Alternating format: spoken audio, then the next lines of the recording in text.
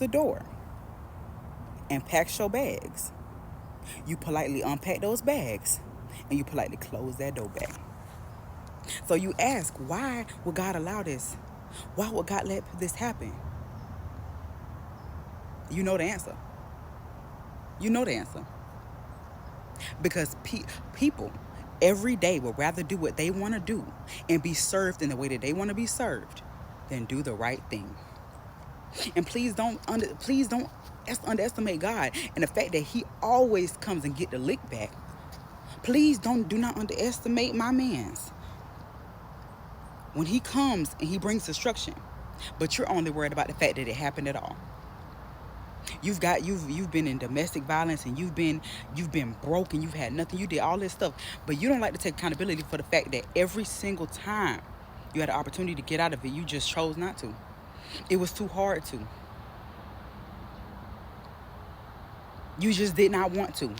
You can't see yourself stopping, because if you stop, what does that mean for your future?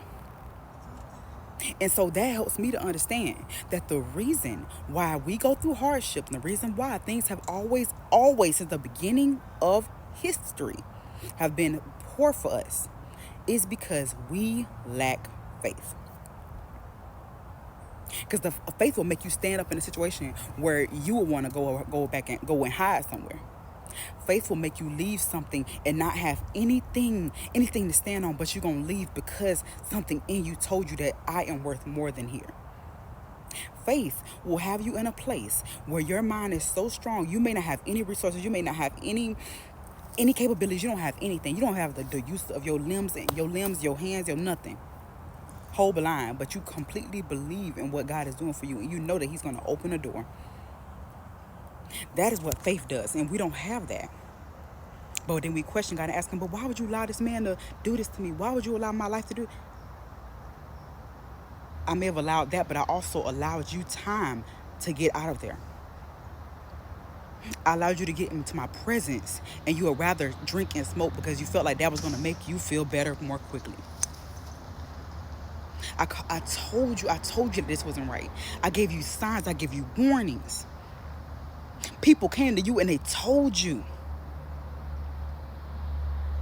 I literally destroyed it and you built it back up and went back to it. But you're blaming me for your destruction when you're the one who masterminded and created this. I never called you to this. You created this, and you're blaming me for not stopping it? When you were not brave enough to take a stand